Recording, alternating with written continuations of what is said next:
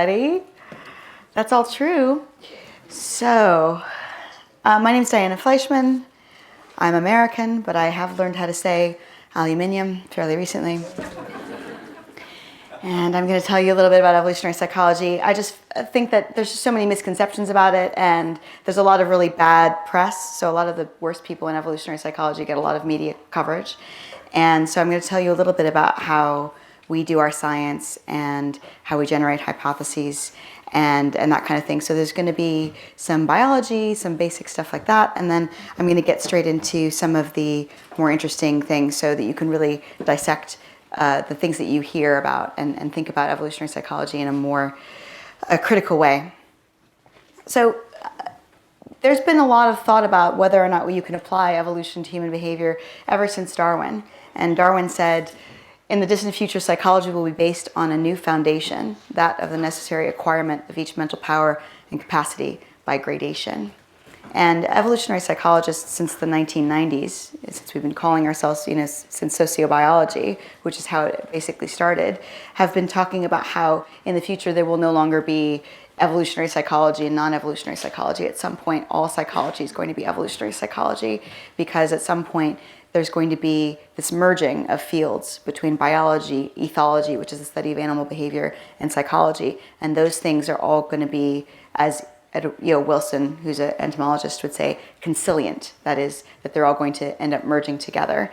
And that's one big strength of evolutionary psychology, is that it actually takes a lot of other animals, and certainly people cross-culturally, as models for human behavior. So to start off with, we're going to talk a little bit about how to think about the human mind. So evolutionary psychologists, there's a bit of a computer metaphor that often happens with evolutionary psychology, where they talk about adaptations that have evolved to solve certain problems. And these are mental adaptations. So a variety of animals will have different adaptations. For example, there are these lizards in the Galapagos Islands, and they have to filter the salt out of their system. So they have this sort of crown of salt. They filter it out through their heads. And there's all these amazing adaptations that non-human animals have. And what evolutionary psychology has said is that there are similar adaptations in the human mind, that we have specific programs, potentially, that have evolved to solve specific adaptive problems that we have recurrently faced over evolutionary history. So sort of seeing the mind as a collection of apps or a collection of potential programs that solve these various things. That's one way of looking at it. And people have been critical of this particular comparison. They've said that this is a little bit like, back, when they were the biggest technology was something like a mill. People were comparing human minds to mills and fountains and various things like that. And when it was computer, that became the analogy du jour. But I think the computer analogy still holds really well. And so that's one way of thinking about evolutionary psychology, is that the human mind is made up of a suite of adaptations. But another way is that evolutionary psychology is just a lens with which to view human psychology. It's a lens with which to generate hypotheses, to test hypotheses, and to look at various things. So I'm going to break down how evolutionary psychologists see the human mind and how they use this as a lens. But first, I think we have to go through some of the basics of evolution. And certainly people don't learn that much about evolution, I think, in schools here. Certainly where I grew up, as Niall just said, I grew up in a conservative kind of town, and evolution wasn't taught in schools. There's actually a warning sticker on the inside of our biology textbooks that there was evolution inside of those books. They actually didn't cover those topics at all. And I became really crazy about evolution, partly, I think, because I was very rebellious, and it seemed like it was forbidden knowledge. It must be very interesting. So where I grew up, they certainly didn't teach evolution at all in school, but here I'm sure that they do to some extent. So I will go through some of the basics, because it's generally not covered, not in medical school, and certainly not in psychology programs almost at all. So what is evolution? Well, evolution is this process by which species change and species emerge and speciation happens. Different organisms develop. And what are the basic building blocks of evolution? Well, the basic building blocks of evolution are, first, there's variation. So this is a very simple model of an evolutionary process. There's variation. There are these here pink and green circles. And then over time, if they were to multiply themselves, you would see inheritance. So over time you see that they multiply and they multiply, and then the pink ones stay pink in the next generation and the green ones stay green in the next generation. And then there's some kind of process by which one of them is selected over another one. So the green ones are favored over the pink ones, or the pink ones are favored over the green ones. And then you see that in the process of selection. So in this particular case, the pink ones, I don't know, they ran in front of a bus or something. And the green ones are the ones that you see finally. And that is what is going to end up taking over in the final generation. And that's what you're going to see become species typical, is this what they call a phenotype, which is this green circular form. So that's kind of the basics of evolution. What you need in order for evolution to happen is you need variation, inheritance, and selection. So something important to talk about when it comes to evolutionary explanations is that people get confused about what's called proximate and ultimate causes of behavior. So if I say, why are men taller than women? There's a variety of ways that you could look at that particular question. So one, you could just say men have longer bones than women do. Well, that's one explanation for why men get bigger than women. I heard recently some feminist scholars say that it's because men are fed better. That is not true at all. And the other explanation would be a more ultimate explanation, which is there has been selection pressure for men to get bigger over time.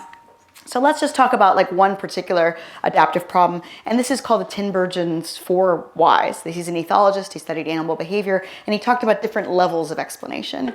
So why does a mother breastfeed a crying baby? That is a question that you could ask. And Tinbergen's 4 whys, one would be to shut it up, obviously. That's the approximate explanation. I would like the baby to stop crying, so I'm going to breastfeed it. That's to shut it up. That's the simplest, kind of most straightforward explanation, right? Then the developmental explanation was that over time, the woman has learned how to breastfeed the baby when the baby's crying in order to stop it crying. So this is kind of a behaviorist learning explanation. She has learned that this noxious stimulus, so this aversive stimulus of the baby crying, stops when she puts her teat in the baby's mouth. And that is a good explanation as any. Then there's a phylogenetic explanation, which is that humans are mammals, and all mammals lactate. Even the weird ones, like echidnas and platypuses, they have like a weird sweat spot where they lactate. They don't really have proper nipples. And so that's another reason why is it could be this, this phylogenetic explanation, right? That we've evolved from species. But then there's also going to be a functional or ultimate explanation, which is what evolutionary psychologists tend to think about, which is this explanation of she's providing her offspring calories and nutrients, helping her offspring survive. And there's also a reason why the baby is crying. The baby is crying because if you are happy when mommy feeds you and you're upset when mommy doesn't feed you, then mom is going to learn how to feed you. So the mom is training the baby's training the mother, and they're reciprocally learning from each other in this evolutionary inspired kind of way. So there are 4 different meanings of the word why when applied to behavior in these levels of explanation. And evolutionary psychologists tend to think about this kind of what we call ultimate level of explanation. Doesn't mean it's the best one, but it just means that it's a functional level of explanation that we are considering. So there's proximate and ultimate answers to various different questions. So why are men taller than women on average? I covered that one already. Men have bigger bones. You could say men are fed more. You could say that there's a variety of reasons. But the ultimate explanation would be that in all species in which males compete for females, the males end up being larger than the females. And the dimorphism, which is the differences in sexes, tends to be greater the more the males actually have to fight physically for the females. And so males in our species are about 50% bigger than women are, which means that there was some degree of polygyny, right? That men sometimes had more than one mate. Because in perfectly monogamous species, what you see is the male and the female are the exact same size. And in species where there's sex role reversal, where the females, for whatever reason, compete for the males because some kind of resource allocation has happened, then the females tend to be bigger than the males. So it's the competing sex that tends to get bigger. Why do people grow calluses? Well, you grow calluses because something rubbed against your skin. But why would you grow calluses? Why would your skin do that? Well, for the adaptive kind of ultimate explanation, is it so that you don't injure yourself at a site of repeated abrasion? Why do people like to eat pizza? Well, pizza's good. But you might also say that people like to eat pizza because it has fat and carbohydrates. And these, especially things like fat, were very rare in our ancestral environment, and so that's why pizza is especially tasty, because it's got fat and sugar, which are both comparatively rare, as well as salt. And then why do people get jealous? You could say that people are socialized to become jealous, or you could say that if all other things being equal, a woman or a man basically had no emotional qualms whatever about their partner frolicking around with whomever, those people tended to have worse reproductive outcomes than people who had a problem with their partner frolicking around with whomever. And so that's what you would call the kind of ultimate explanation. So the engine of evolution is actually this what's called differential reproductive success. So the key to natural selection is differential reproductive success because of heritable variance. So everybody has ancestors. All of you are the product of billions of years of evolution. Each of you have evolved because you have an unbroken chain of ancestors who all managed to find a mate and reproduce. You guys are all the end of a success story of some kind, whatever way that happened. And in every species, you also see that, every species existing today. So all of us have ancestors unbroken to the beginning of life itself. And this differential reproductive success is the engine of evolution. So Genghis Khan, I like to talk about, he has 16 million descendants. 0.5% of all men in the world are descendants of Genghis Khan. And Genghis Khan is not the ancestor of so many men because he mastered the art of sensual massage. He is the ancestor of very many million men because he killed lots of men and had sex with lots of women. And that was his particular route to reproductive success. Your mileage may vary. There are other ways of doing it, obviously, that are much nicer than that. So there are 3 different possible outcomes of the evolutionary process, and adaptations are the ones that we tend to talk about in evolutionary psychology the most. So there are adaptations, there are byproducts, and there are noise. There is noise. And adaptations actually are what evolves to solve a particular adaptive problem. Byproducts are the byproducts of that. I'll go into a particular example. And then noise is just, random variation. And as evolutionary psychologists, we try and think about the human mind, what is what exactly. So what is an adaptation, what is a byproduct, and what is noise? So I'll start off with like a physiological example, and then I'll kind of move on to psychological examples, because people tend to have an easier time grappling with these kind of physiological examples. So let's talk about the umbilical cord. The umbilical cord does lots of neat things. The umbilical cord actually transfers nutrients from the mother to the fetus. It also transfers stem cells. It connects the two of them, and then it breaks off after the baby is born. So this is a new baby with the umbilical cord still intact. So the umbilical cord is an adaptation. It has a variety of functions. It does that transfer of nutrients thing, and then it also transfers things like stem cells and antibodies as well. So that's all important things that the umbilical cord does. Well, what is a byproduct of the umbilical cord? Well, that's your navel. Everybody's got a belly button, unless you had some kind of strange birth situation, like virgin birth. And all of us have navels. And the navel is really not very good for much. You can't store food in it. You can't attract mates with it. I mean, I guess you could get it pierced, and that might be quite cute. And there's not really much that you can do with your navel. It happens to be a byproduct of the process of having an umbilical cord and then no longer having an umbilical cord anymore. So the navel and the belly button is a really good example of a byproduct. And it's also a good example of a byproduct because you see a lot of variation in it. So in some particular characteristics, an adaptation tends to be something that's kind of species typical. And we'll talk about some caveats to that. But when an adaptation, you generally see it as species typical, and it's not necessarily something that develops at birth. So that's a very good indication that something might be an adaptation if it develops, in the absence of any learning. But we know that women tend to develop breasts and men tend to develop beards, even in the absence of learning how to grow breasts or beards, right? So even though those things are not there at birth, we know that that's a typical species level adaptation that we all have for whatever reason. Don't get me into why beards evolved. It's actually a very contentious issue. So this is the navel, and that's a byproduct. So what's noise? Well, noise is all of the different varieties of navels that there are available. So there are innies and there are outies. I don't know if you guys have different words for them here that we do in the United States.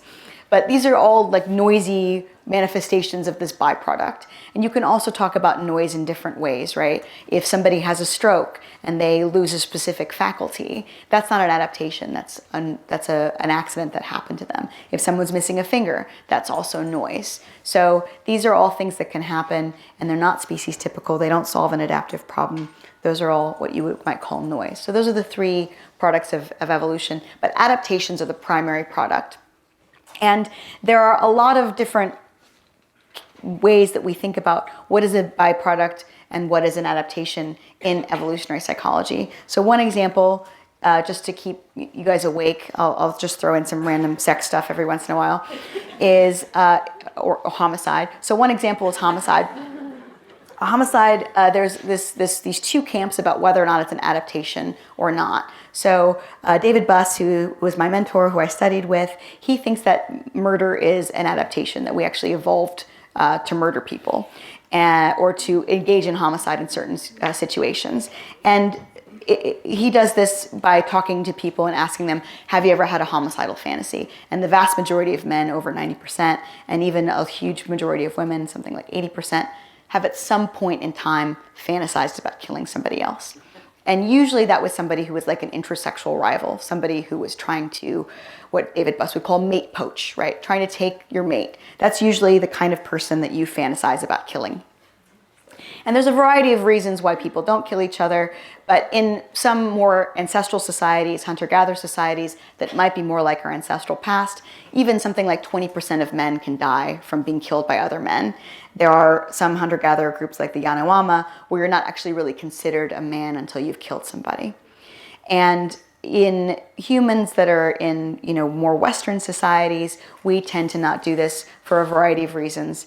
And there's another camp of people, Martin Daly and Margot Wilson, who were out of Canada at McMaster, and they said that homicide was a byproduct, that we have mechanisms with which to punish people. We get angry with other people, we want to punish them physically, and then occasionally we accidentally kill them. So this is this idea that there's a byproduct and an adaptation reason for homicide. So two different camps of evolutionary psychologists disagreeing about whether or not homicide or engaging in homicide is actually an adaptation. Another one is women's orgasm. So this is an emoji that some people wanted to introduce, and it's called orgasm face. It's ahegao, which I think is Japanese.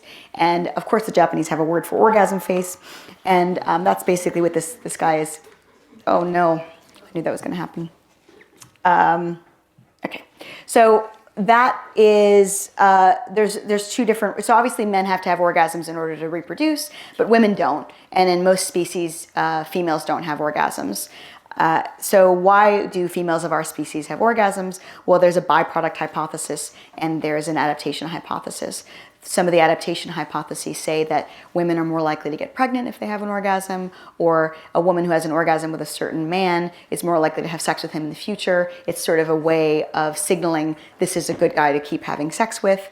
Whereas there's also a byproduct hypothesis, which is that women have orgasms simply because there's a portion of fetal development in which we are androgynous, right? In which we're mixed male and female, and where we have the beginnings of ovaries and testes all together. And why do men have nipples? For the very same reason, right? Men's nipples are not very useful. Men's nipples are a holdover. They're a byproduct of that androgynous phase of when we were in fetal development. And so people say the same thing about, for example, the clitoris. It's a holdover from this period of time. And the fact that some women manage to have fun with their clitorises really is neither here nor there. It doesn't really help them breed. And that women who can have orgasms and cannot have orgasms reproduce at similar rates. So these are the kind of adaptationist versus byproduct hypotheses about, for example, female orgasm. So these shows you that there's a really plethora. There's no like one evolutionary psychology hypothesis about any given issue.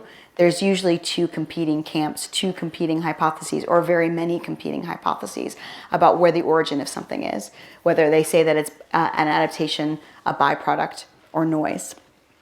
So these are examples of kind of natural selection, mostly.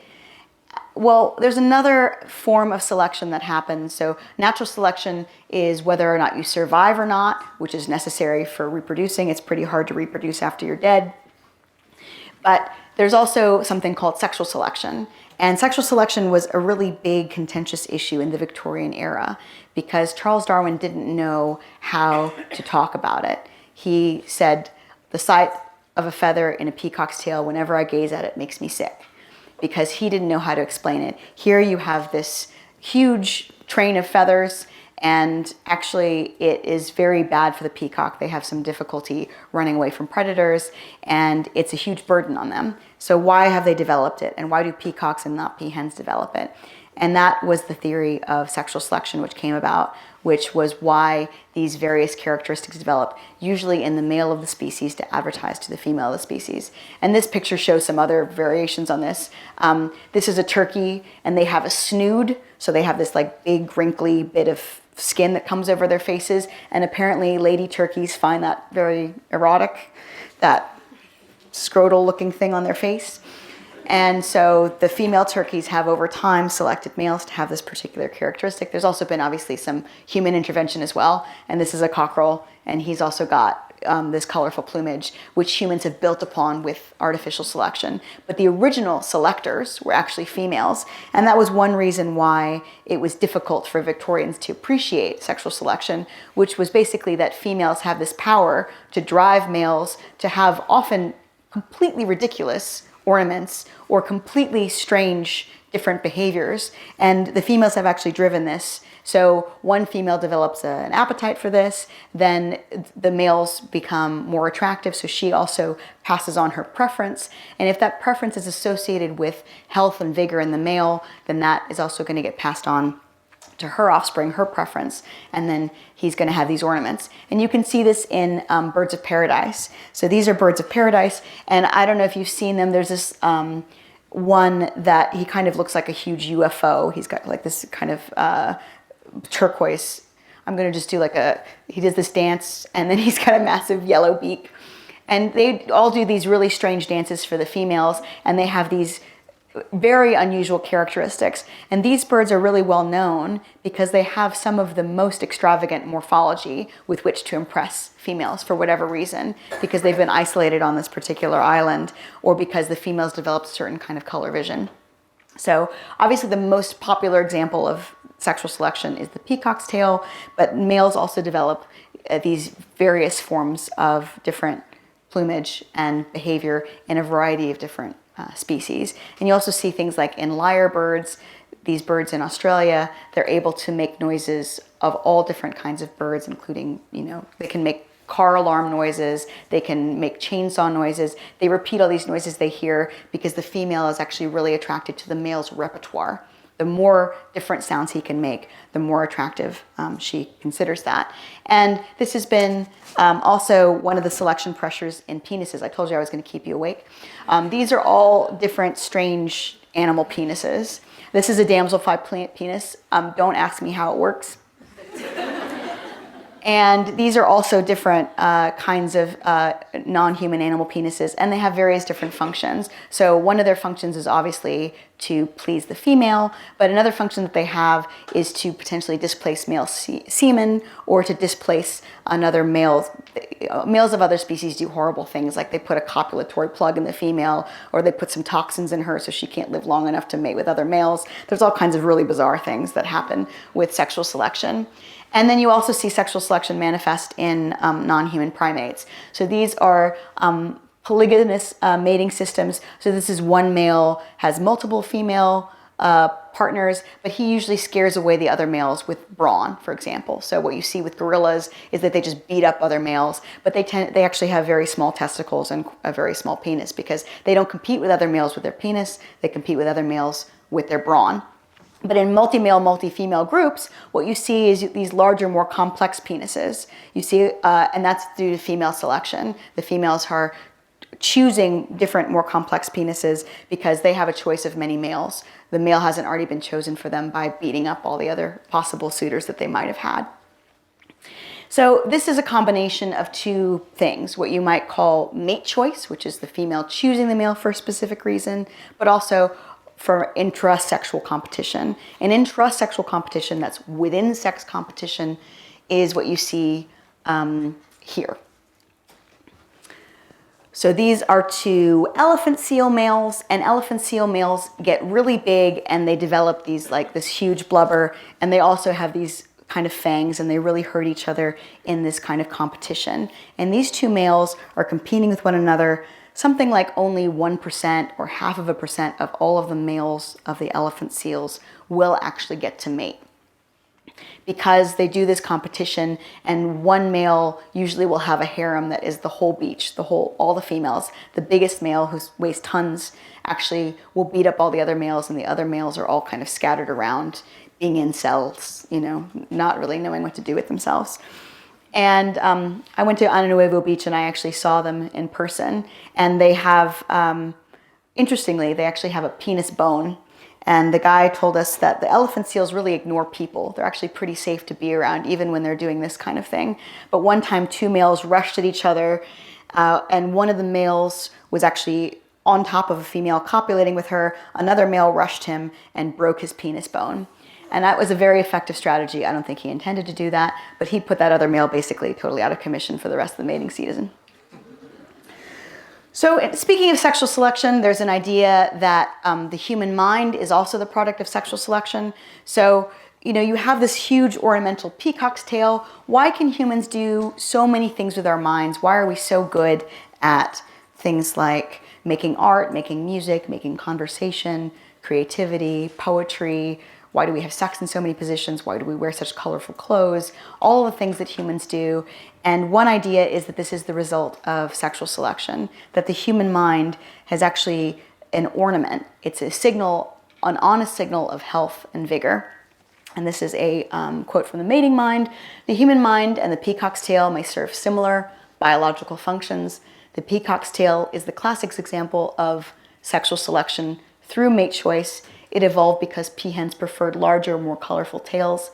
Peacocks would survive better with shorter, lighter, and drabber tails, but the sexual choices of peahens have made peacocks evolve big, bright plumage that takes energy to grow and time to preen and makes it harder to escape from predators such as tigers. The human mind's most impressive abilities are like the peacock's tail. They are courtship tools, evolved to attract and entertain sexual partners.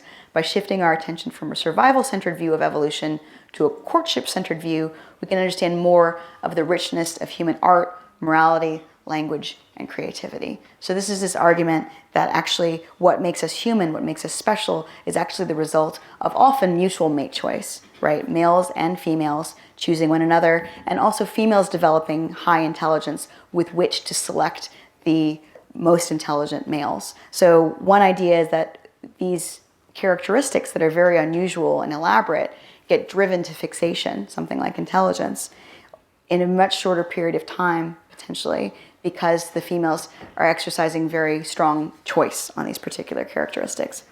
So these are some of the building blocks of biological evolution. Now, before I talked about adaptations, and adaptations can be used for survival or reproduction, right? But adaptations are not always species typical. And this is something that's very interesting for humans, because you might notice when you look around you that we all look really different, and we all have very different kinds of personalities. And why might that be? Why is it that we have such different morphology and psychology, each of us? And one idea is something which is called frequency-dependent selection. So frequency-dependent selection is that there are a bunch of different strategies that can coexist together, and each of those strategies has a place in the whole kind of marketplace of different strategies.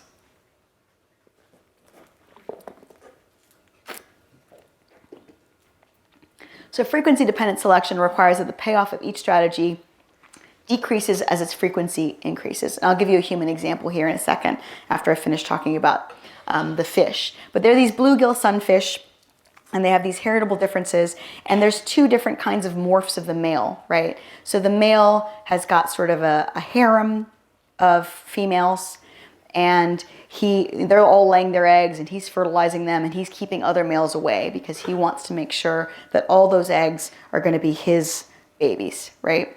And then there's two other morphs of males that can come in, and they can compete with that big brawny alpha bluegill sunfish, right? And there's one who looks like a female. So he sneaks in, and they have a name for this. It's very technical. It's called a sneaky fucker. And they come in, and so one of them kind of looks like a female. He comes in and he can fertilize the eggs, and the big brawny male thinks, oh, another female in my harem, this is brilliant. And then there's a little tiny male, the little smallest one here, and he's actually the SF. He comes in and actually fertilizes the eggs without the other male noticing. So there are 3 different male strategies that all coexist together.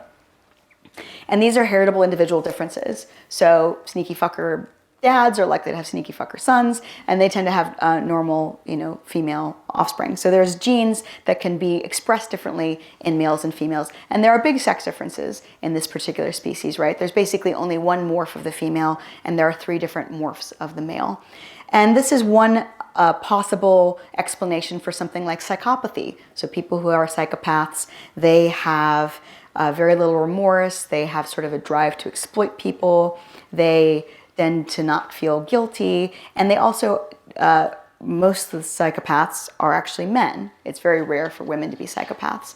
And there's this estimate that about 1% of the population is psychopaths.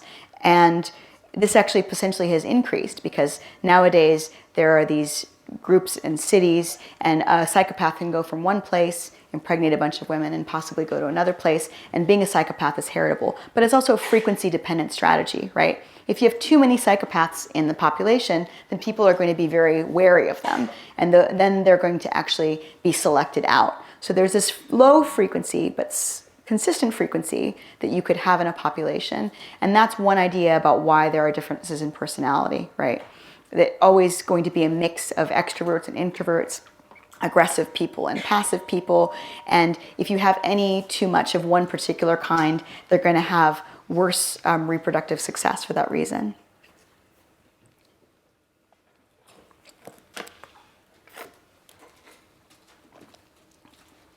So talking a little bit about evolutionary psychology, what actually did our mind evolve to do? What actual environment did our mind evolve in? And this is kind of a complicated question.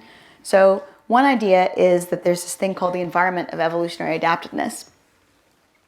So this is Cosmoides and Tooby, and they're these big founders of evolutionary psychology. They wrote a lot of the initial stuff, and I actually have one of their readings on your reading list for this lecture. And they said, it is certain that our ancestors, like other old world monkeys, nursed, had 2 sexes, chose mates, had color vision calibrated to the spectral properties of sunlight, lived in a biotic environment with predatory cats, venomous snakes, and spiders, were predated on, bled when wounded, were incapacitated from injuries, were vulnerable to a large variety of parasites and pathogens, and had deleterious recessive, rendering them subject to inbreeding depression if they mated with siblings. Basically, for monkeys just like us, if they had sex with their close relatives, then they were going to have offspring that were less fit than if they engaged in outbreeding. That is, if they had they bred with less related others. So what this is essentially saying is that we have adaptations that are really old. So for example, the adaptation that says be scared of those that are bigger than you and get out of their way, that's probably older than fish. That's probably as old as insects, right? That's very many millions of years old. But adaptations, for example, for lying when we speak to each other, or trying to find loopholes in our social environment where we can break rules, but we condemn people who break the rules also, those kinds of adaptations are probably newer. And I'm going to talk about disgust as well, which seems to be human specific and is probably a relatively newer adaptation. So you can't say that all adaptations evolved for this particular environment, which is called the Pleistocene. The Pleistocene was this period of time in which we lived in small hunter-gatherer groups on the African savanna. So we have adaptations that are super old, and we have adaptations that are much newer. And each adaptation that we have psychologically is for an environment that is somewhat different, depending on the age of that adaptive problem and the age of the faculties we had to solve it with. So this is called, the environment of evolutionary adaptiveness. And one interesting problem with evolutionary psychology is that now the environment is very different than it was. And people really differ about how much they think that matters. So our adaptations might actually not be working exactly like they're supposed to. And this is an idea which is called mismatch, which is that in our modern skulls, there's this kind of Stone Age brain.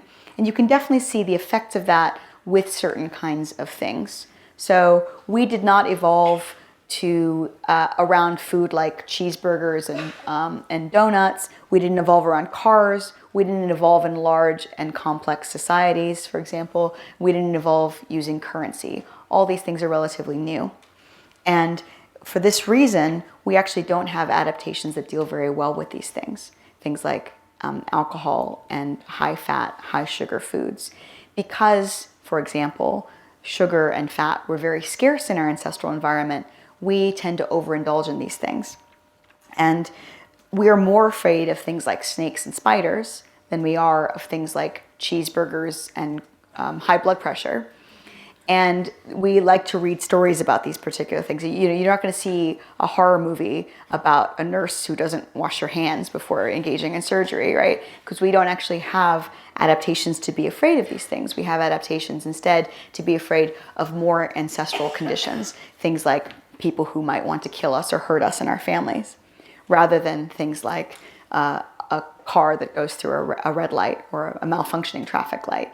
If we had evolved for millions of years in our current society, we would find other things scary because we would have evolved psychological adaptations to deal with these things. Because those people who had adaptations, for example, to be really petrified at the sight of a cheeseburger would probably live much longer and have more offspring than those who did not. That's a bad example. People who have eat cheeseburgers probably reproduce at a much higher rate than people who don't. But you get my drift.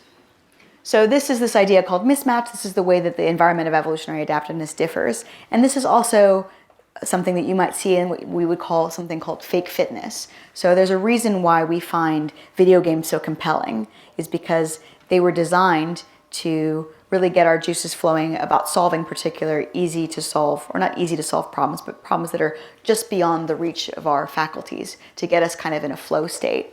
And when you win in a video game, you get a feeling that you are high in status and you're doing a great job in life. The same thing with pornography, right? You might laugh at your dog growling in the mirror at his own reflection, and yet we can get aroused at two-dimensional images of people we will never meet. So we're not really that much better than the dog in that sense. Okay, so it's 40 minutes in. We're going to get into a hypothesis generation stuff. I'm going to give you guys a 5-minute break now. Okay, so now we're going to talk a little bit about how evolutionary psychologists generate hypotheses.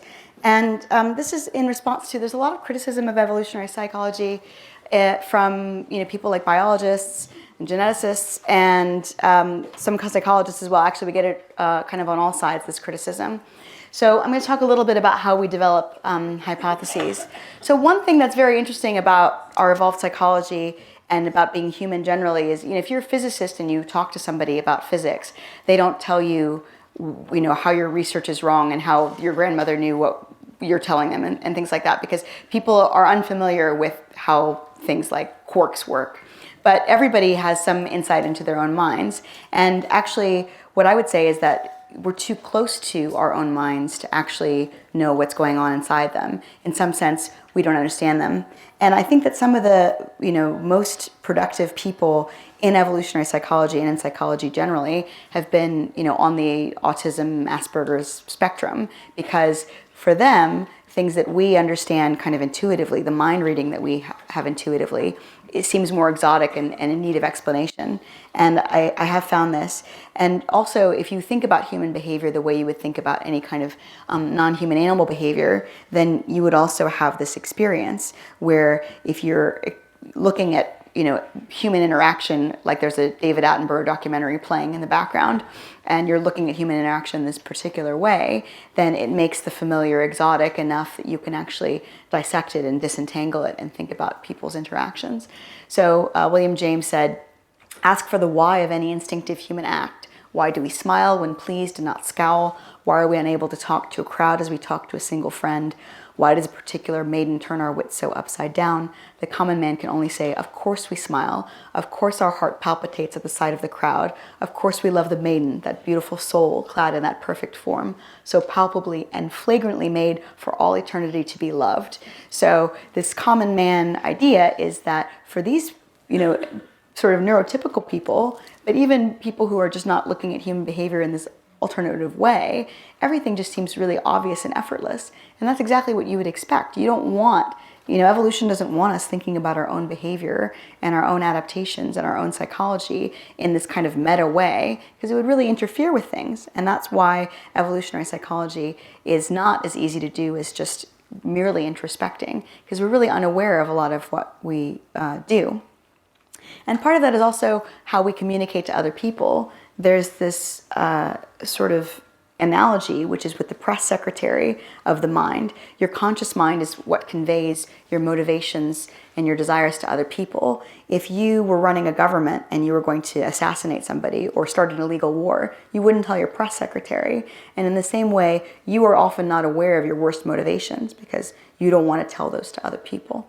So these things, I reminded, David Buss did this study of asking people about their homicidal motivations. And I was talking to this guy about the homicidal motivation study. I said, have you ever had a fantasy about killing somebody? He said, no, of course not. I would never have such a fantasy. And then about 15 minutes later in the conversation, he said, yeah, when I was a teenager, I used to do bare knuckle boxing. It's like, you did bare knuckle boxing and you never thought about killing any of the people that you were bare knuckle boxing with. I found that difficult to believe. So there's two ways of generating hypotheses. There's these top-down, theory-driven way of generating up, or there's this bottom-up way of generating hypotheses. And these are the two ways that evolutionary psychologists look at things. So I'm just going to talk about these, what we call adaptive problems. These are recurrent problems that we've experienced in our environment, and actually thinking about how do they work, right? So there's different kinds of adaptive problems, and if we're thinking about the human mind, we're thinking about what were the kinds of problems that we had to solve all the time that would have been very important for survival and reproduction. So one of these is the must-solve kinds of problems. So there's must-solve problems versus beneficial problems.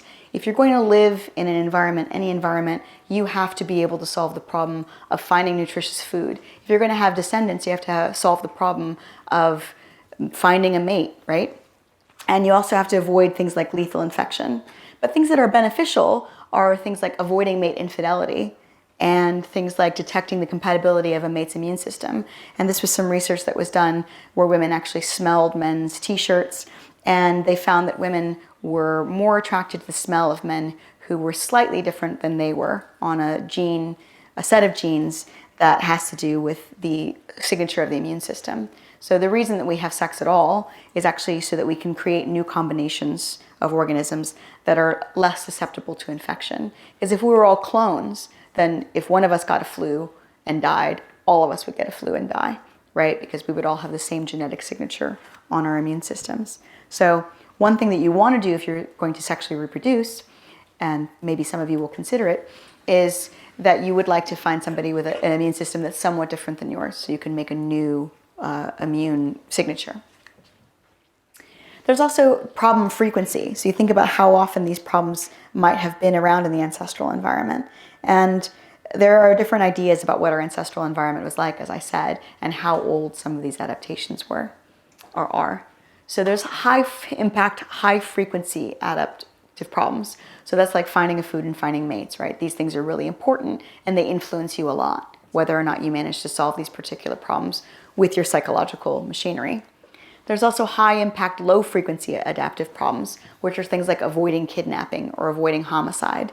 There are some groups in the world where there's very little warfare between groups and there's very little kidnapping. And then there are groups like the Yanomama in Venezuela and Brazil. And there's a very good ethnography that I would suggest, which is called Yanomamo, where a Portuguese woman at 14, she gets separated and gets kidnapped by them. And she ends up having, I think, 3 or 4 different husbands because she's kidnapped and taken from group to group.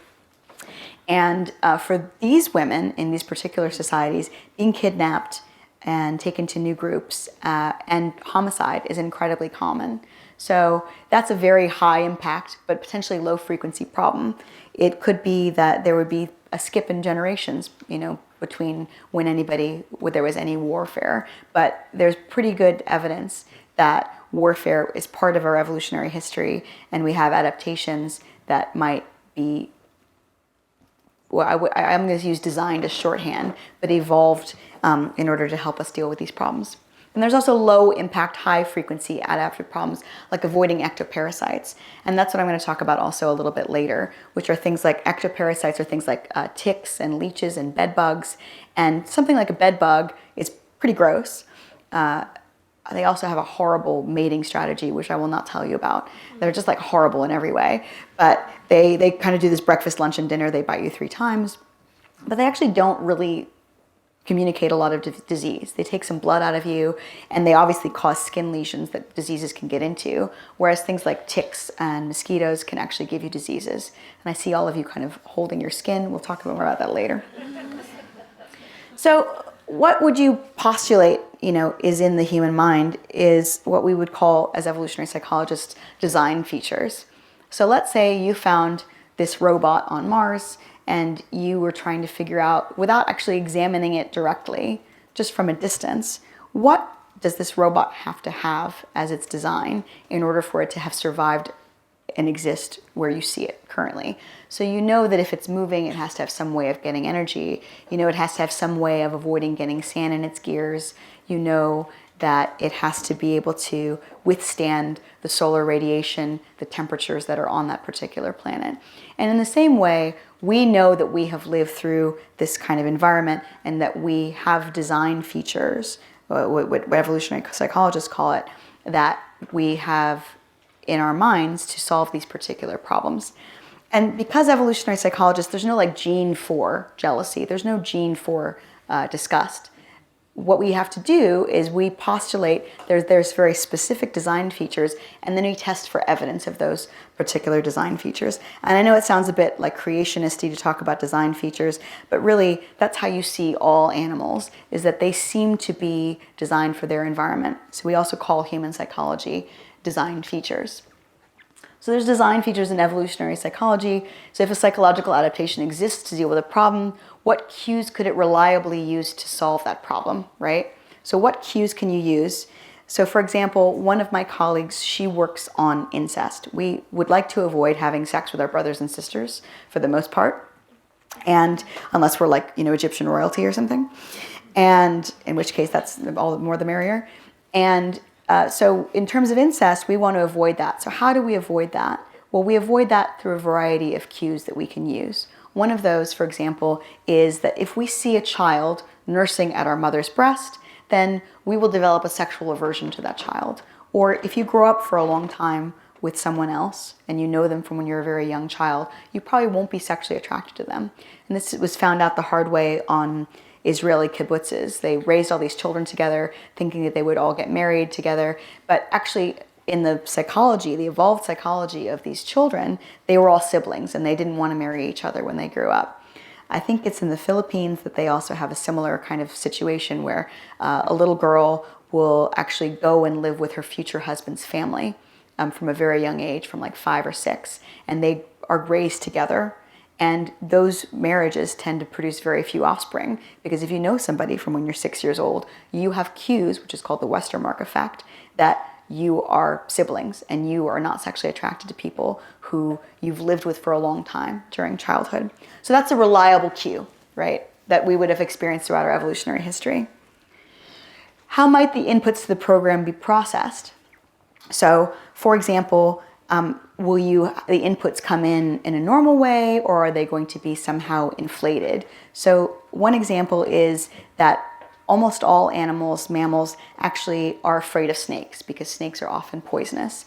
And even cattle who live on an island that has no snakes at all, they will shy away from a hose, even though they've never seen a snake before. So if you were to call it roughly a snake detection program or snake detection module, that's going to be much more sensitive than it actually needs to be, or actually it needs to be sensitive. So it's a little bit like a smoke detector. if there's two kinds of mistakes a smoke detector can make, right? One of them is to go off when there is no fire. That's a better mistake than the smoke detector not going off when there is a fire, right? And in the same way, it's better for you to think there's a snake when there is none than for you to ignore the possibility of snake when there is. So that's the kind of things that you might see with inputs. We see the same thing with men and sexual attention. There's this thing called sexual overperception bias. For men, they perceive women's smiles, whatever the barista's doing, as sexual interest, even if it's not, because men actually inflate what they think is sexual interest. A woman who's just being friendly might seem sexually interested to a man because the mistake of thinking a woman was sexually interested when she wasn't is less costly than the mistake of thinking a woman is not sexually interested when she is. What behavioral outputs might you expect? So we'll talk more about that when we talk about disgust. And how might learning or culture modulate the expression of the psychological adaptation? Would you expect it more or less depending on the environment or the culture in which people are living? So I'm going to talk about an example, which is something that I work on, which is disgust. And disgust is really important. So there's a variety of pathogens that can get to you, and I will only leave this slide up very briefly because I know it's early, which is there are a variety of kinds of pathogens. So there's microparasites, micropathogens, and thinking about, like a lion or a tiger chasing you, pathogens are like that, but they're tiny. They're like little tiny tigers, and they're trying to get inside you and make a home in you and raise their families in you. And they really would like to do that, and you would really prefer that they didn't.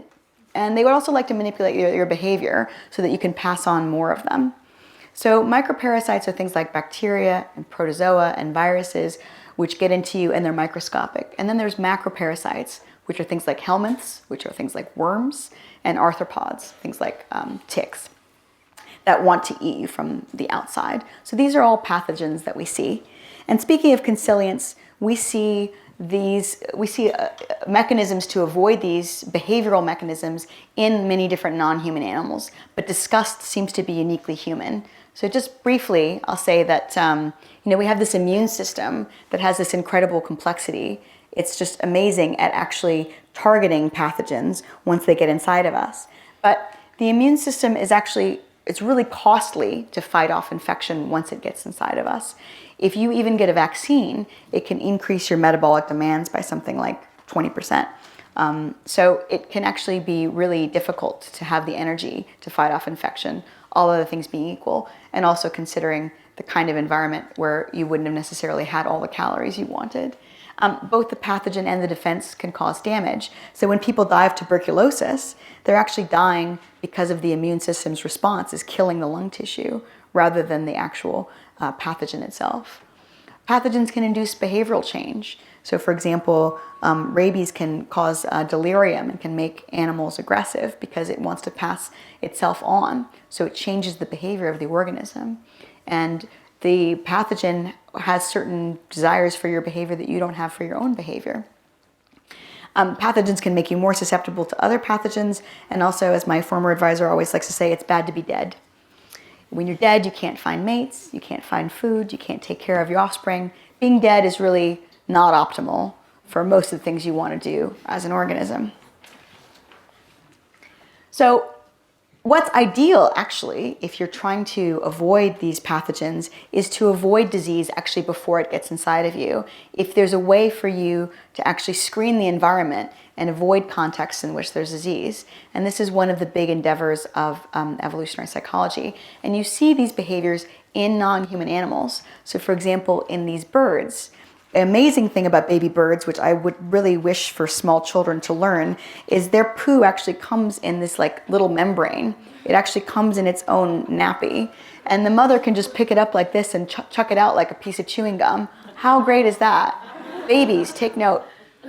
And so this is the way that the mother keeps the nest clean. She also lines the nest with different kinds of plants that can keep infectious diseases from getting inside. And there are some animals like chimps and orangutans who just make a new nest every night so that pathogens can't actually infect them in the nest that they are sleeping in over and over again. And then there's also grooming behavior. Animals spend a lot of their time grooming, all day, every day. They groom thousands of times. They shake their heads and they swat their tails to avoid things like ectoparasites getting on their skin and taking their blood and transmitting disease. So these are behaviors that animals engage in to avoid disease. So these are just more that I'm not going to go into a huge amount of detail, just a couple of interesting ones. Even sheep don't, eat where they poo. Like they know to selectively forage away from that. There's grooming and preening. Birds will line nests with different plants that are toxic to different parasites. And then you also, if you've ever watched mice copulating, and who hasn't, you see that after they copulate, they spend a lot of time cleaning themselves. They clean their genitals and then they usually have another go, but they will clean themselves over and over again because they're interacting with another, and they want to make sure that any parasites or pathogens don't have a lot of time to get inside their mucous membranes. You also see infanticide and cannibalism, for example, in hamsters. If a hamster has one sick offspring, she'll kill it and eat it so that it doesn't infect the rest of them. So these are all disease avoidance behaviors that non-human animals have. But I'll tell you one last one. This is anting. This is so cool. When ants get scared in their response, they actually spray formic acid, and formic acid is anti-pathogenic. So if a bird feels like she needs a good clean, she'll actually go and stir up an ant's nest and actually wait for the ants to spray formic acid on her because it's going to get rid of her parasites. And then this last one is cleaner fish. These are fish cleaning each other. These little guys. They have this sort of like uniform. They have this stripe. And so fish come over to them and they allow themselves to be cleaned. They even open their mouths, and they never eat the cleaner fish, even though they could. And the cleaner fish, they have this kind of arrangement. And there's a whole lot of actually very interesting fish psychology that goes into this, where if there's other fish watching, the cleaner fish do a better job so that they'll get more client fish coming on. I'm not actually kidding about that. It's really amazing. So all of these behaviors are actually to prevent pathogens and parasites from infesting the animals. But with us, we have this thing called disgust, and it's what people have called the core of the behavioral immune system. So we have a regular immune system that fights off pathogens once they get inside of us. But you can call disgust the behavioral immune system because it keeps things from getting inside of us in the first place. And disgust is considered to be uniquely human, and you can consider disgust an adaptation to avoid pathogens. And this is a somewhat complicated story, but this is one of the core ideas is that disgust actually helps us avoid disease. There's similar elicitors of disgust across societies. So, for example, if I asked you what you guys consider disgusting, and I ask, people in India or Nigeria or China what's disgusting, people tend to say very similar things. Sick people, vomit, menstrual blood. I could go on, but you guys get the idea. So there's very similar disgust elicitors across society, although what foods we eat are very, very different across different societies. And there's also a cross-culturally recognizable facial expression of disgust. We're the only species that communicates to each other that something gross is happening. And you don't see this in chimps. If you've ever spent any time with chimps, you'll know that chimps do not have a disgust response the same way that we do. And so why are we communicating to each other that things are disgusting? And why are we avoiding these things? Why do we have this, social and contagious cognition? So one idea is that there's this disease avoidance program. So first you detect cues of potential disease, and I'll show you guys an example of that in a moment. So cues of potential disease are things like vomit and feces and dead bodies, things like that, which disgust us. That triggers an emotional and cognitive response.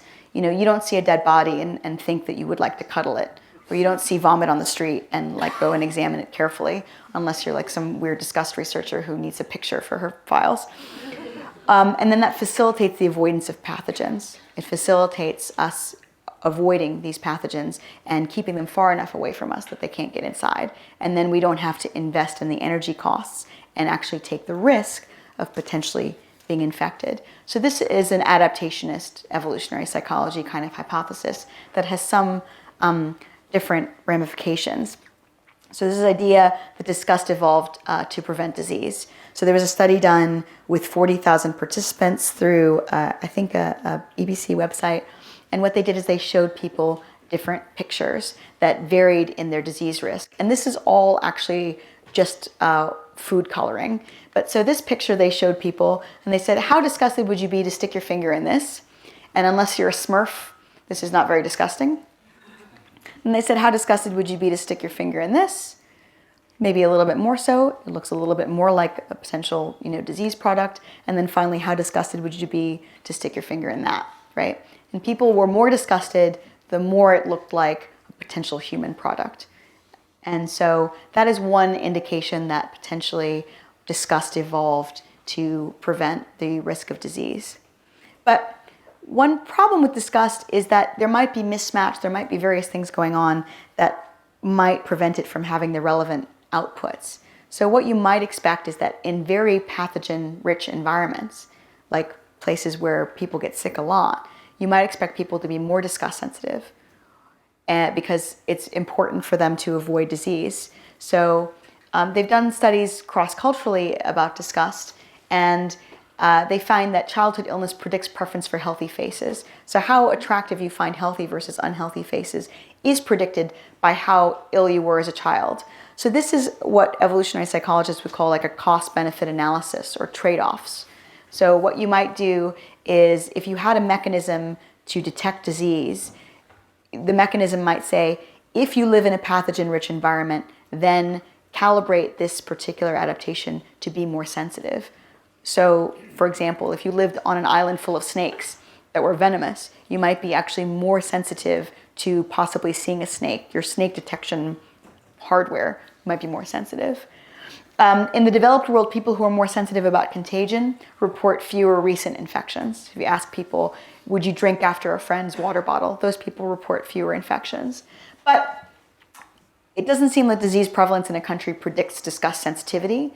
People are not more disgust sensitive in places like India and Bangladesh and Nigeria than they are in places like Wales, which it might not be what you expect. And in a rural Bangladeshi sample, disgust sensitivity does not correlate with self-reported health. So one idea, and if any of you have ever read something like Guns, Germs, and Steel, is that we actually live in a much more pathogen-rich environment than we probably evolved in. There's many, many more pathogens in somewhere with a very large population density, and that's only been for the last 10,000 years. So one possibility is that we just don't have the ability to calibrate to this very high prevalence of disease. Another possibility is that people really differ in how robust their immune systems are, and it's difficult to measure. So you would expect that people who are more immunologically robust would actually be less sensitive to disgust, because disgust has, various costs. If you're very disgust sensitive, you might avoid interacting with people who could be helpful to you. You might avoid interacting with possible mates. You might avoid eating food that could be nutritious, but it has a bit of fuzz on it, you're not sure, right? So people who are very disgust sensitive, there's a certain cost to that, and you wouldn't expect people to be disgust sensitive all the time. So one thing I'll talk about is a recent kind of area of research and how we developed this evolutionary psychology hypothesis around it. So one problem that is not actually very prevalent in the modern environment, but that was incredibly prevalent ancestrally and throughout mammals and birds and even insects, is that there are parasites. And as I said, parasites really would like to make a home in you, they would like to eat you. And this is I think these are both ticks, and that's a mosquito. So these are animals that want to harm you. And, well, they don't want to harm you just for the sake of it. They want to harm you because they want to eat your blood, basically. And what we hypothesized was that if you feel disgust sensitivity, that is probably a good indication of the presence of ectoparasites. So ectoparasites, which are like flies and ticks and lice, have been a high frequency and varying high and low impact problem, right? If you're just having your blood sucked a little bit, then that's actually not a huge problem. But if they're spreading disease to you, or if they're causing lesions in your skin that disease can get into, then that is a problem. So we would expect that if you see humans around, that they might have some kind of psychological adaptations to deal with this particular problem. So what we did is we hypothesized that there might be a design feature of ectoparasite avoidance, which would be if you see disgusting things, you might actually increase your skin sensitivity. And we weren't actually sure if this is possible. One problem with adaptationism is that you have to kind of use what you've got, right?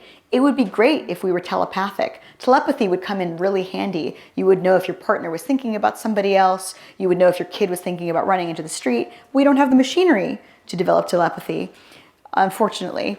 And so even though that would be very adaptively relevant, we don't have it. So we thought that insofar as skin can become more or less sensitive, we might expect it to become more sensitive in the presence of discussed stimuli. So if you see a dead carcass, for example, that's a pretty good indication that there are things like flies and ticks and lice around, which might want to suck your blood. And so the hypothesized pathway is that you would see a disgust cue that would increase your skin sensitivity in some way, shape, or form, and then that would reduce your ectoparasite burden because it would cause you to be more likely to experience feeling them on your skin, and thus more likely to pick them off, for example. And that's, I wouldn't be telling you about it if this wasn't what we found. We did find that. So we had participants come into the lab and we did a variety of different studies on this.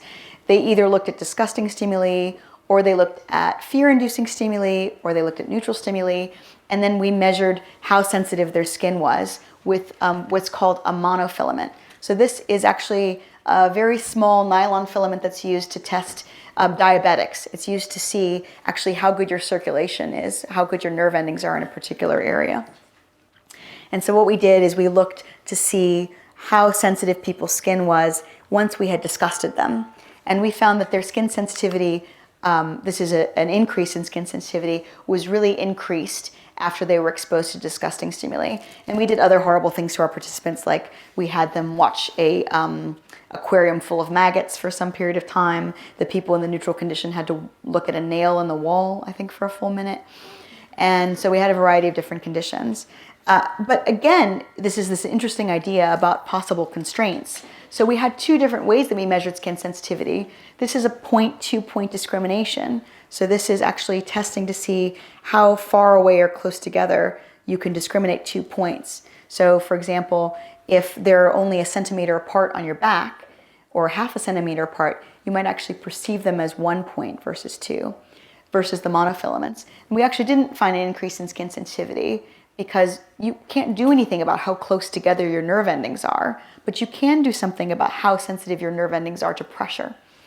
And that's potentially moderated by some immune cells. I have an immunologist colleague who has an idea about how this might work. The same way that you feel itchy when you have inflammation. There might be low-level inflammation that happens when you're disgusted that actually mediates this process of your skin becoming more sensitive. So this is an adaptationist kind of paradigm where we're saying, actually, we have an adaptation, that disgust is this input, and the relevant behavioral output is skin sensitivity and potentially picking off ectoparasites. So that's a kind of way that talk about hypothesis generation in evolutionary psychologists. And I'm happy to talk, I didn't get into stuff like sex differences or anything, but I'm happy to do that in the Q&A. What I'm going to move on to now is some other criticisms of evolutionary psychology that are very common, and talk a little bit about what I think about them, whether they're founded or unfounded. So this is a mob coming for the evolutionary psychologists. There's criticisms of evolutionary psychology. One of them is falsifiability. People say that evolutionary psychology is unfalsifiable. Unfortunately, it is not unfalsifiable, because recently I have had my dissertation work, something I worked on for a long time, not replicated in a large-scale study. And I'm here to tell the tale about how that all happened. So my PhD research basically was, I was looking at a hormone called progesterone. I don't have time to go super into the details, but the idea was that when women have higher progesterone, which happens in the latter half of their menstrual cycle, they're going to be more vulnerable to disease. So women are more likely to get infections at this time of the month than they are at the beginning half of the month. And some other studies have shown that people who have recently been sick are more attentive to cues of disease. Like, they're more attentive to people who have potential disfigurements. And if somebody says, I'm very likely to get sick, I'm somebody who gets flus and colds often, those people are also more likely to have stigma or be averse to people who might be exhibiting disease cues, right? And I can go into that more a bit later if you would like to in the Q&A. And how much is this disease, is this vulnerability? It looks like about 15%. So women are about 15% more prone to infection luteally than they are follicularly. Not a very easy word to say, but during the first half of the menstrual cycle. So what I predicted was that women would be more disgust sensitive. So if disgust sensitivity, it's not always good to have it at 10 because it's very costly. It costs a lot of attention. So you might expect your disgust sensitivity to be calibrated to how immunologically sensitive you are, right? You might expect that if you're more vulnerable to disease, you might be more disgust sensitive to be more likely to avoid disease. And what I said is that you would see increased progesterone would lead to decreased inflammatory immunity, and then you would see increased disgust and disease avoidance to compensate for that potential vulnerability. And I found a correlation here. This is just a token graph between disgust sensitivity and progesterone in about 70 women in my dissertation. But what I did in my dissertation was I showed women photographs of disgusting things, and they rated those disgusting things as how disgusting they were, and we found a correlation between progesterone. But these other people came along, and they did not find the same effect. So they actually measured 375 women, repeated. They did a much better study than I did, and they did not find the same effect, but they asked women questions. They said, imagine stepping in dog poo, imagine seeing some moldy leftovers in your refrigerator. And what these people out of Glasgow found was that women were not more sensitive to disgust. And so one idea is that my hypothesis is wrong. That's always a possibility, right? It could just be that this was not a reliable enough cue of potential vulnerability to disease, that I just got a false positive. That's a perfectly reasonable hypothesis. It could be that the disgust sensitivity increase is really dependent on how it's measured. So if I ask women to imagine stepping in dog poo, everybody's going to think of something different. Some of you are going to imagine stepping in dog poo barefoot. Some of you are going to imagine stepping in dog poo in steel toe boots. Some of you are going to imagine stepping in dog poo in the rain. Some of you are going to imagine stepping in dog poo on a sunny, beautiful day. And so all of you are going to have different ideas about what that means, whereas there's less room for interpretation with a photograph. So potentially it has had to do with how disgust is measured. Or it could be that progesterone actually isn't the driving factor. And so what we're doing now is actually doing a repeat of that study, looking at this. But actually, evolutionary psychology hypotheses are falsifiable. It very well may be that 3 years of my life have been falsified. So I'm here to tell you very personally that evolutionary psychology is falsifiable. And we have certainly found that for women, it seems like at least with verbal measures of disgust, we don't find the same effect that I found in my dissertation research. I'm pretty sure that Volker is going to talk about this later, so I won't actually steal his thunder. But there's been a bunch of evolutionary psychologist hypotheses that have been falsified. So the premise that evolution influences human psychology itself has not been falsified, and I don't think it can be. Otherwise, you'd have to falsify evolution itself. But certainly, these middle-level kind of hypotheses have been. So one of them is kin altruism and homosexuality. One idea is that men who are gay are better at taking care of their nieces and nephews. And that's how homosexuality evolved. So each of my nieces and nephews has 25% of my genes. If I don't have any of my own kids because I'm gay, but I help my brother or sister have tons more kids, then those same genes for homosexuality can get passed on. But I'm pretty sure Volker will talk about that. The dual mating strategy hypothesis of women's sexuality. There's this idea that's been knocking around for a long time, and it actually may well have been very recently falsified, that women prefer more high testosterone kind of alpha males when they're ovulating because they want to get pregnant with those males, and then they want to like leave another man footing the bill, right? And what they've actually found is that the rates of cuckoldry, the rates of non-paternity, men who actually are taking care of kids that they think are theirs but are not, it's actually pretty low. It's like 1% across societies. So this actually might not have been a big enough driving force. It might not have been a driving force for women to have sex outside their main pair bond. So this one idea was that women, they have desires for different kinds of men depending on whether or not they're fertile, and they use sex for different reasons across the menstrual cycle. This may or may not be the case. This is one idea that is potentially falsified. It seems that women have more sexual fantasies at ovulation when they can get pregnant, but it actually doesn't seem like they prefer men who have super different characteristics in larger studies that they've done. And there's also this loser male hypothesis of sexual assault, which is that men engage in sexual assault when they don't have the resources or the means with which to actually woo a mate. And this has actually been pretty well disconfirmed. Men who report being more sexually aggressive with women actually also report having more consensual sex partners as well. Whereas in other species, there are other species, for example, where males rape or have sexually assault female or have forced sex with females when they have no means with which to woo her. For example, in scorpion flies, they'll give the female a nice fly, she eats the fly, he copulates, but if you actually starve the males, you don't give them any food, they will actually force sex on the females. So that's this hypothesis, but that was totally disconfirmed in humans. So these are all hypotheses that have been falsified, and just showing you that evolutionary psychology is in fact falsifiable.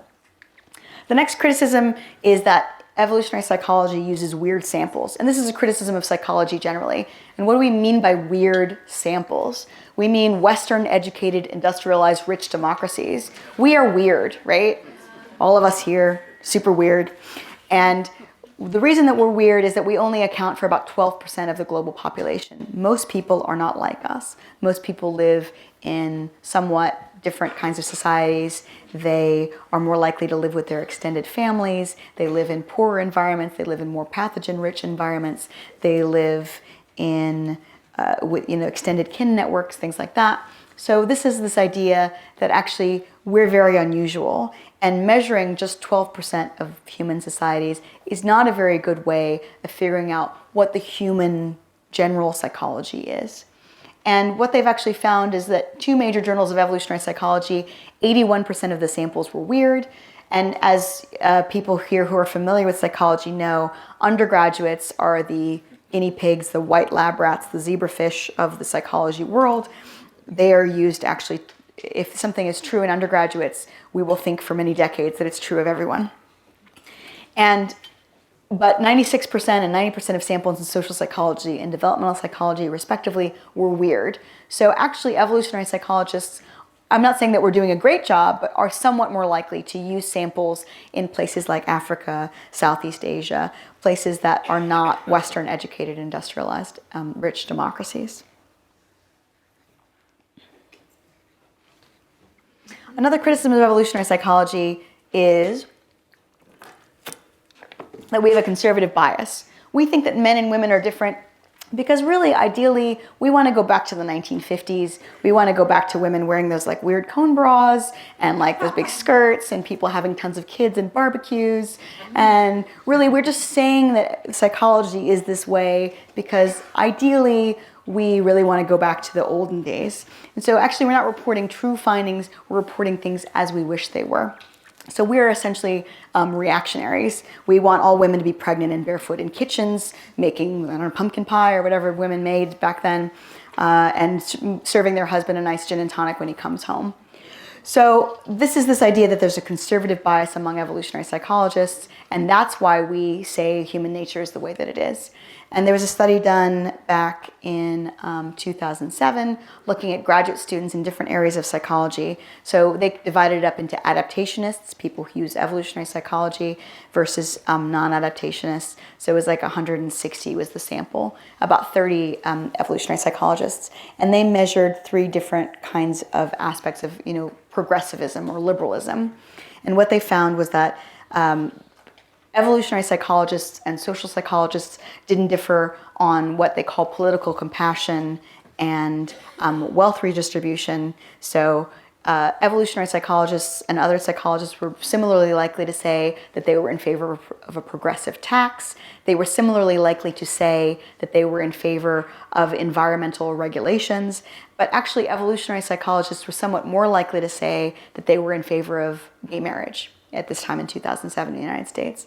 So evolutionary psychologists don't have this conservative bent that I think they're often depicted as having, even though, I mean, there's obviously individual people like myself who are prominent that might make you think otherwise. But most evolutionary psychologists I know have a very left-leaning bias, as most psychologists do generally. Oh, here we are. So evolutionary psychology, I think, is a lens with which to view human behavior and to generate and test hypotheses. So it's a way of looking at human behavior as a set of adaptations. Evolutionary psychology aims to be consilient with ethology, which is the study of animal behavior. So one reason why evolutionary psychology has a somewhat easier time generating hypotheses is, literally I had a colleague who had a paper that she did where half of her subjects were fish and half of her subjects were human women. Because what she was looking at was, are females of the species more attracted to males who are getting female attention? Because male mate value is not totally obvious. And she found that in fish, and she found that in women. So you can actually look at behavior across a large group of species. That's a mate copying paper that she did. You can ask me if you want. Adaptations are constrained by available cognitive and physiological capacities, right? People's skin can become sensitive more in one way, but not another. As I said, if we could be telepathic, if evolution had shaped our telepathy, we'd be really good at telling what our partners were doing or what our children were doing, but I don't think we'd be very good at, for example, channeling the spirits of dead relatives. I don't know how much they would have to tell us.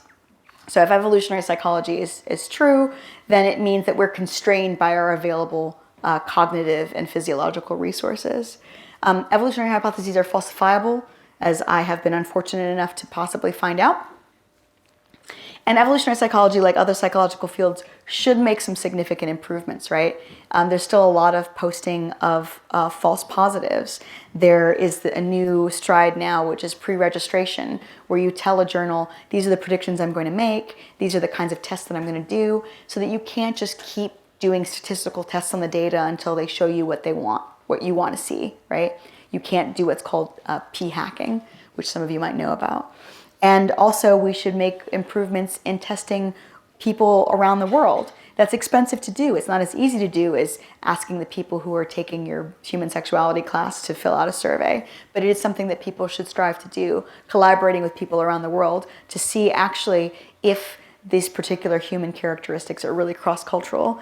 There's been a whole bunch of studies now showing that people in Western or weird cultures actually do things a bit differently in certain kinds of economic games, probably because we live in such an unusual environment relative to the other 88% of the world. Thank you so much. I'll just open you up to questions.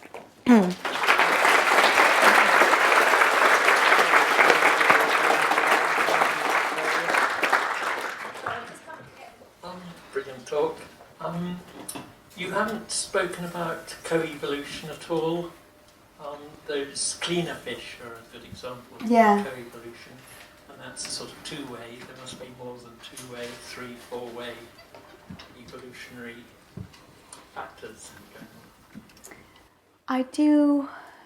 There's sort of kind of niche construction stuff. There's a very interesting case of a honeybird, and now I think Volker might know where this honeybird lives, but the honeybird gives a certain kind of call, and then there's a symbiotic relationship where the human goes, collects the honey, and then breaks open the comb for the birds to eat the larva. So there are kinds of symbioses like that. People also talk about this with lactose tolerance and cattle.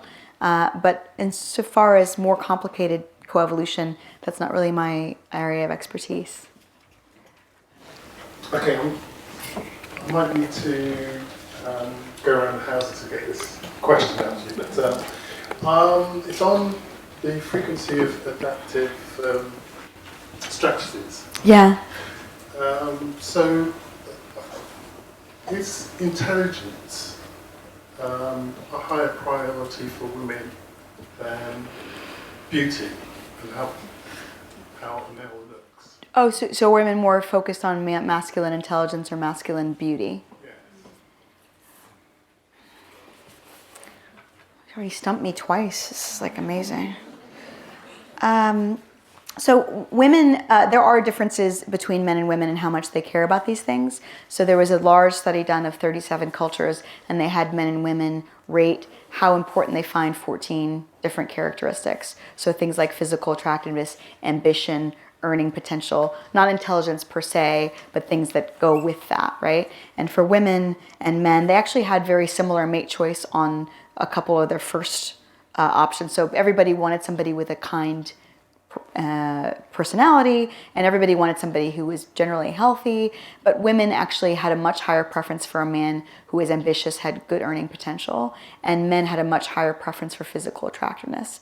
And the idea there is that a man's resource provisioning is important to a woman because she is actually the higher investing sex. It takes 9 months plus 3 months of breastfeeding for her to have a child, and each of her shots at reproduction, she gets about 6 in hunter-gatherer societies, is very precious. Whereas a man, as I talked about Genghis Khan, could literally have thousands of children because it can take as little as 15 minutes for him to produce a child. So there's this huge disparity in how long it takes for a man and a woman to produce a child. And so what a woman wants is somebody to help shoulder that burden. And that's what that preference for ambition, intelligence, and earning potential comes in, is that she needs somebody potentially to help provision her. And this is a common evolutionary psychology hypothesis. Whereas beauty, and actually this is something that's come under fire as well, there's this idea that women who have a smaller waist to hip ratio are more fertile. And now there's some wobble about whether or not that's actually true. But certainly cues of beauty and physical attractiveness generally are correlated with youth and fertility. And so that's why men have preferences for these characteristics, because a man who was more attracted to an 80-year-old than an 18-year-old would have had probably less reproductive success than a man who was attracted to an 18-year-old over an 80-year-old. So cues of youth are considered attractive. So this is where you see sex differences in mate choice. And if you just saw somebody's mate choice, like if you just saw what they prioritized, you could predict whether or not they were a man or a woman about 90% of the time, knowing nothing else about them. So these are actually very, across cultures, very predictive. And one of the falsified hypotheses I'll go on to say is that, my former advisor, he was curious about whether or not men and women would prefer a partner. Men would prefer a woman who had fewer sexual partners. And this really differs a lot cross-culturally. In China, for example, back in the early 2000s, late 1990s, both partners would prefer somebody who had no previous sexual partners, or maybe one. Whereas in Scandinavia and other places, they thought it was pretty weird if you hadn't had very many sexual partners. So they actually preferred somebody who had more sexual partners. So it wasn't like a cross-cultural preference for somebody with a fewer number of sexual partners as he thought it might be. So that was falsified. Dana, I was interested in what you said about mismatch. Yeah. So what I worry about is that not only have we already created environments that we haven't evolved to exist in, but that our ability to create new environments that we don't have the adaptations for will outrun our ability to evolve those adaptations. So not only is it already bad, but that it's going to get worse. So I guess my question is, what is the end game for mismatch?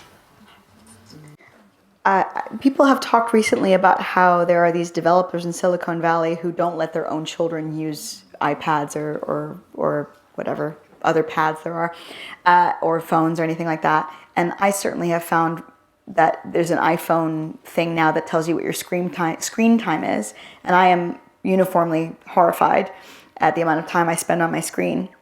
So this is this thing where, am I more interested in the person that's sitting right in front of me, or am I more interested in 30,000 people on Twitter, right? And that's a huge difference. Like, you're just one person, sorry. And so it can become really, there's this huge disequilibrium. And I'll just plug something I wrote a few months back. I wrote a piece about sex robots where I talked about this kind of fake fitness. It's called Uncanny Vulvas. You can look it up. And it's basically about how there is all this fake fitness going around. So if you're playing a video game, you're getting cues from your environment that you're succeeding wildly at what it is you're doing, to the exclusion of actually developing human connections or talking to real people. And I do think that that's going to happen more and more. And I think that there's going to be more and more of a market for people to control themselves in this way. I don't know if everybody knows what a Skinner box is, but I wish that I could just be put in a Skinner box and that I would be randomly shocked while I was on Twitter. I would sign up for that in a heartbeat. And I've just downloaded Twitter on my phone, and all of you who follow me will see how silly I have been recently. So it's very difficult, and there's this huge dopamine rush because you are getting this cue that people are very interested in you, and every like is a cue of, you know, status and popularity. And I don't know what the end game is, but I do think evolutionary psychology has a lot to tell us about why that can be so compelling. Hi, thank you for an interesting talk. Sometimes I'm really interested in evolutionary psychology, but at the same time, sometimes I kind of wonder about exceptions that there are out there. And you mentioned that particular example of incest, you know, about how actually repulsive it may be to be sexually aroused around people you kind of know. But then, from a clinical psychology point of view, which I'm studying at the moment, what we find is that actually there is a lot of incest out there in terms of sexual abuse, that people are attracted, and apparently majority of sexual abuse that takes place is among people who know each other, whether it's sibling or parent and children. And I just wonder kind of what your view is on that. So it's kind of that exception of what evolutionary psychology would normally suggest. Incest is still rarer than, you know, if you put like a bunch of unrelated people who were adults in a house together, they would have a lot more sex than families have sex with each other. Obviously, there's a huge difference there. One thing that I would say is that the official records often don't make a distinction between step-parents and stepchildren and biological parents and biological children. So if a man adopts his wife's daughter when she's 13 and he's 40, and then he starts having sex with her at 16, that's actually not incest. That's potentially familial relations. Another thing I'll say is that sometimes these mechanisms don't come into play. So there's a famous couple, case of a couple in Germany where they were both adopted away, they met as adults, and then they started a sexual relationship together. And that's sometimes called genetic sexual attraction, where if you actually don't have the cues that you're related to somebody, even if you know consciously that you're related to them, those mechanisms, incest avoidance mechanisms, won't come into play. So these mechanisms don't always work perfectly, obviously. And then there's also, we're much more incest avoidant than we kind of need to be. So if you have one-off baby with your brother or sister, it actually doesn't have that high rate of birth defects. You see royal families obviously thrive for a long time, like Egyptian royal families and in Russia, where people who are somewhat related are having children.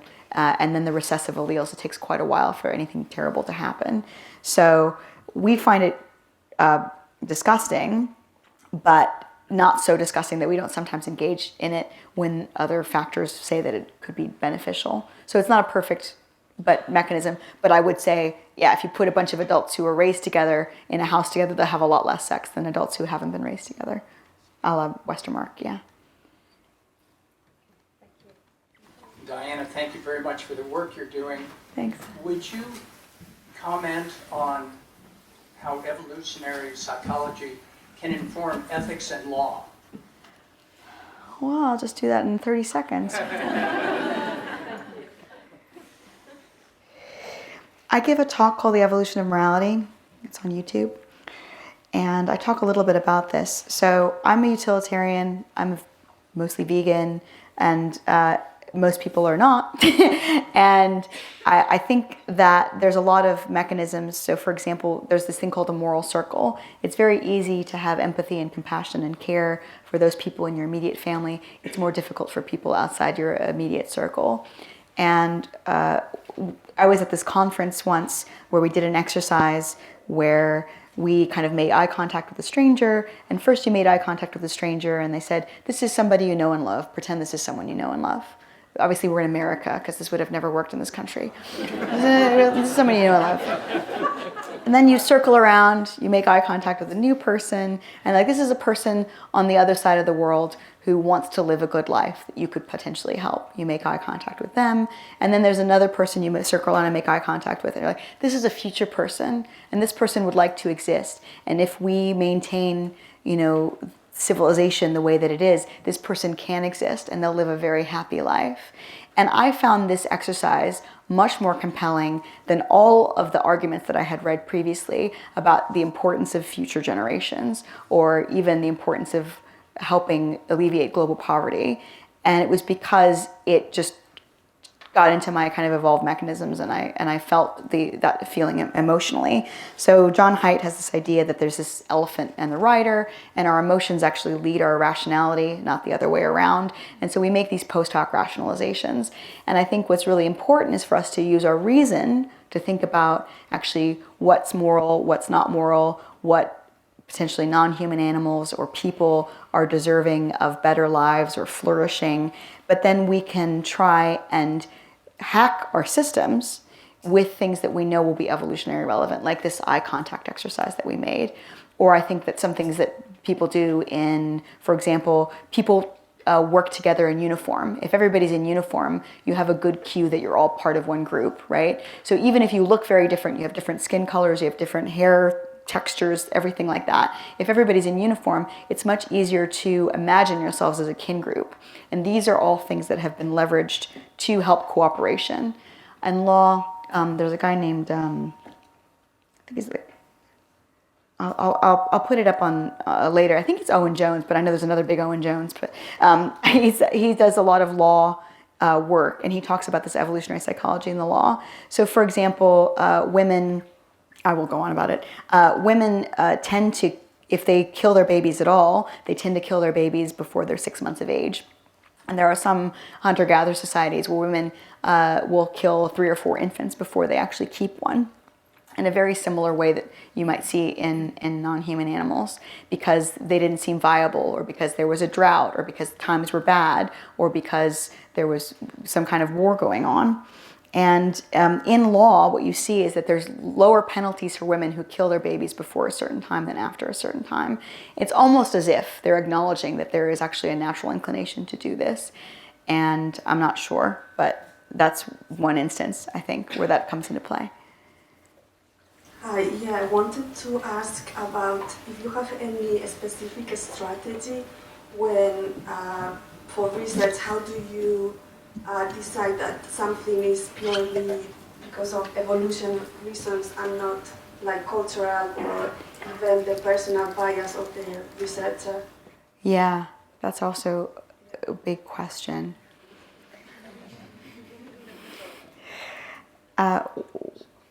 So it's almost impossible for people to prove things one way or another.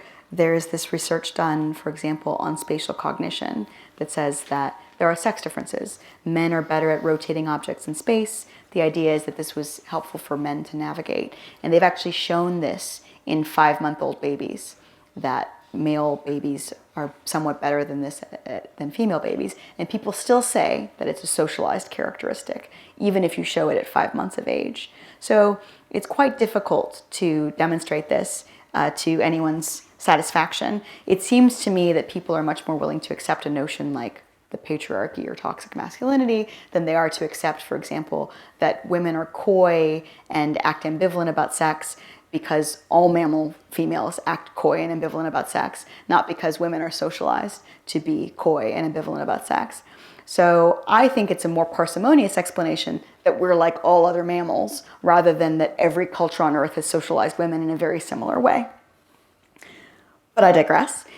I would basically just say that it's really, people have different views on that. I tend to think that a conciliant explanation, something that fits in with what we know about the animal literature or fits in with an adaptationist hypothesis, is more likely to be true. Obviously, there has to be evidence for that, and there is definitely researcher bias. That was part of the reason why this study was done about whether or not evolutionary psychologists have a conservative bent, because people were saying, you guys are just making up what you want to hear. And actually, evolutionary psychologists, they're presenting their findings not because it's what they wish for. It's not like we thought to ourselves, wouldn't it be great if there were sex differences and women were crap at reading maps or whatever, or men were really much worse at reading facial expressions. We didn't think that to ourselves. These findings emerged, out of a real cause. And so, I think that's all I have to say about that. Hi there. I was really interested to hear about the immune behavioural system and perhaps whether endopsychiatry is under the remit of evolutionary psychology, and how excited you are by being able to change the way we behave as animals in terms of our micro the microbiome stuff. Yeah. How excited is the field about this? Wow. Yeah, I still don't know how much the microbiome is going to make a difference. There's only a few people working on that. And I'm quite excited about it.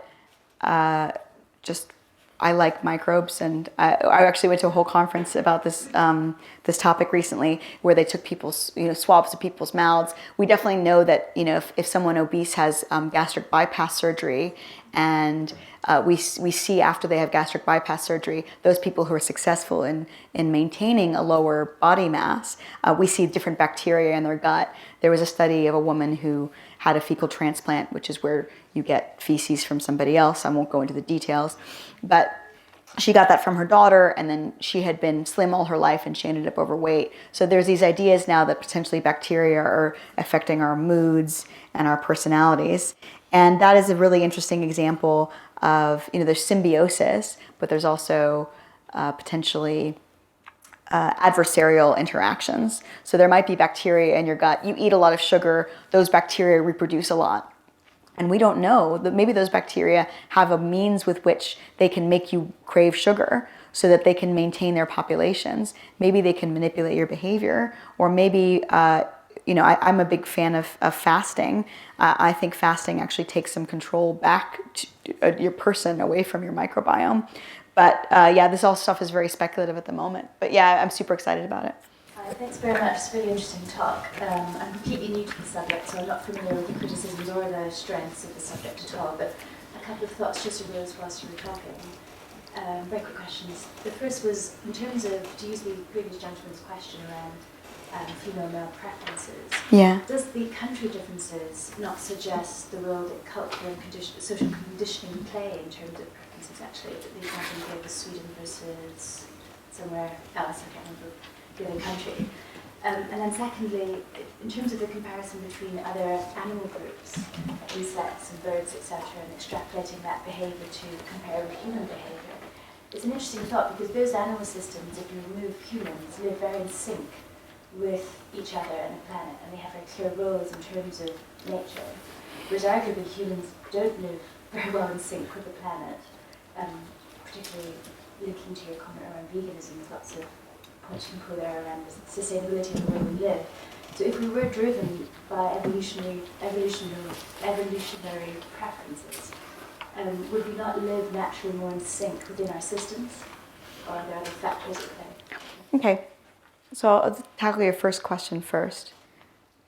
Okay, I'm just trying to put a little mental note about the second question back tucked here. So first question is that, doesn't that suggest cultural differences? Yes, absolutely. So my advisor thought that there was a cross-cultural preference for a low number of sexual partners. He found huge variability, and then he determined that actually it's very likely to be not culturally, is culturally determined, right? It's not a human universal, and therefore it's not an adaptation in human psychology. But things like men preferring more physically attractive women and women preferring more ambitious men, you see that, almost everywhere that it was studied. I don't think we saw any differences between those. So if something is cross-culturally true, universally true, then the implication is that if something is a human universal, that it is also possibly something that evolved rather than is culturally conditioned. And culture and evolution work together, right? Culture also undergirds things. We tell women how wonderful it is that they take care of their babies, and we celebrate maternal love, not because women otherwise would throw their babies in bins, but because we want to encourage the existing psychological infrastructure. Women don't take care of their babies because culture tells them to. They take care of their babies because we're mammals, and all mammals take care of their babies. So it actually just is a support system, kind of belt and braces, in my view. In terms of kind of living with the planet and the environment and things like that, we evolved in order to outcompete one another. There really are no adaptations for us to cooperate in order to maintain an environment for everyone to live in. If there was a way, they call this the tragedy of the commons, if there's a way for you to exploit some resource to the detriment of others but to the benefit of your kin, then you're likely to do that. And you're also likely to condemn the other people who do the same as you did, right? Because you don't want other people to break rules. You want to be able to break rules and get the benefits yourself. And so there have to be cultural and societal structures in place to make the cost worse than the benefit. That's why we don't run around killing each other, right? If you've seen the movie The Purge, it's terrible, but it kind of shows that there are costs and benefits that society imposes, and those work together with your evolved mechanisms. And so I don't think that we live in sync, because we have these desires for comfort and pleasure that actually supersede any ability that we have to cooperate to maintain something like the environment.